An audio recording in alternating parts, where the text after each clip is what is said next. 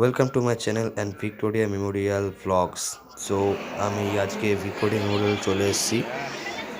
তো ভাই দেখতেই পাচ্ছ ওপরটা কি সুন্দর বিভৎস ভাই রে ভাই, হেভি সুন্দর। কারা কারা ভিক্টোরিয়া মেমোরিয়াল এসছো একটু কমেন্ট বক্সে জানাবেন, ঠিক আছে? আর ফুল ভিডিওটা ওয়াচ করবে, খুব ইন্টারেস্টিং, অনেক ঐতিহাসিক জিনিস আছে, দেখতে পেয়ে যাবে। তো চলো দেখাতে শুরু করি, টুকটুক করে অনেক কিছু দেখতে পেয়ে যাবেন।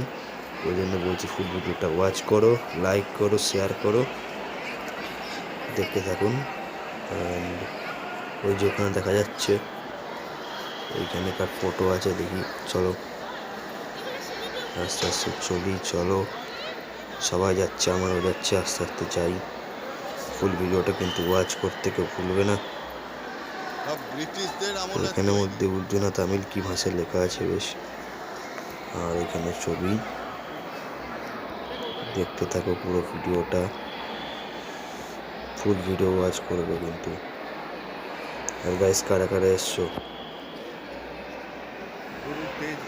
গাইস দেখুন।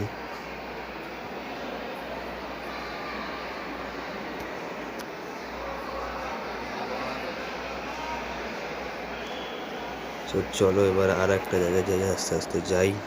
চলো এবার দেখাচ্ছি। চলো গাইস, ভেতরে ঢুকতে আমাদের লেগেছে 50 টাকা করে টিকিট কেটেছি। 50 টাকা 30 টাকা সব আছে। আমাদের এখানে গার্ডেন এবং গ্যালারি দিয়েছে 50 টাকা। 50 টাকা গ্যালারি এবং গার্ডেন ঘুরতে পেরে যাবে। গার্ডেনেও গেছি, গার্ডেনের ভিডিওটা করিনি, গ্যালারিটা করেছি, দেখুন। আর এখানের মধ্যে ইংরেজদের আমলে সেই তরোয়াল আছে, বড় বড় সব তরোয়াল আছে, যেগুলো নিয়ে যুদ্ধ হতো।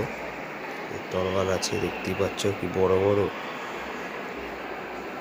তরোয়াল আছে অনেক, ব্রিটিশ আমলের, সে অনেক পুরনো। দেখতেই থাকো গাইস, দেখতে থাকো। এখানে বারণ করছে, হাত দিতে বারণ করছে, টাচ করতে বারণ করছে। তো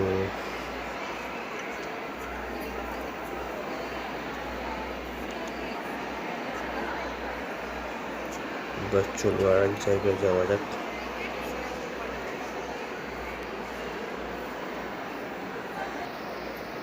তো আর একটা চলে এসেছি, এখানেও ঢাল, তরোয়াল, ছুরি যাবতীয় সব আছে, যুদ্ধ করা হতো।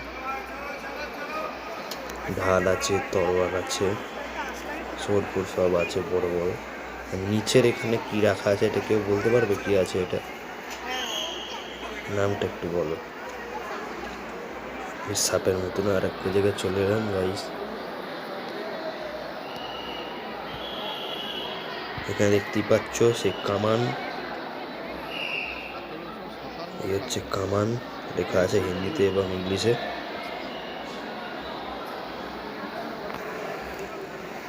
সেই কবেকার, সেই পুরনো দিনকার কামান, যেখানে ইংলিশের আছে ওখানে হিন্দিতে আছে লেখা। হচ্ছে চাকা, কামানের চাকা, এই যে চাকা, এই যে কামান, যেটা দিয়ে আগে গুলি ভরে যুদ্ধ হতো। আর এখানে টেনে টেনে নিয়ে যেত, টানতে টানতে নিয়ে যেত, এই যে এটাকে টানতে টানতে নিয়ে যেত, যেখানে যুদ্ধ হতো সেই স্থানে নিয়ে গিয়ে দাঁড় করিয়ে করতো। তো এইটা কি আমার মাথায় ঢুকছে না, এটা কি দূরবীন না? দূরবীনই মনে হচ্ছে, এটা দূরবীন আছে। আচ্ছা দূরবীন।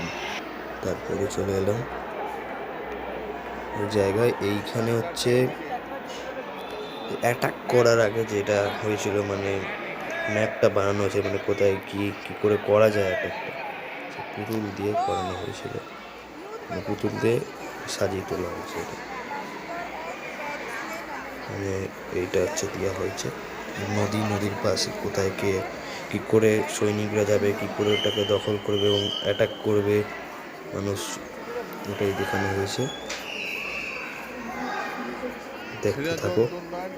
পলাশীর বৌদ্ধকেন্দ্রের রোড ম্যাপটা যেটা তৈরি করেছিল সেইটা কীভাবে অ্যাটাক করেছিল।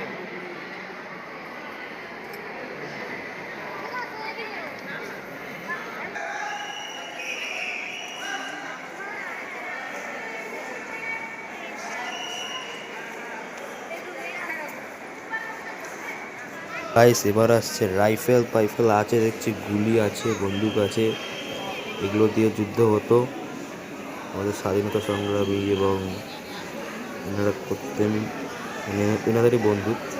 আর ইংরেজিদেরও আছে, এই একটা বন্দুক আছে, গুলিও আছে। তারপরে চলে এলাম এদিকে, এদিকে দেখতে পাচ্ছি অনেক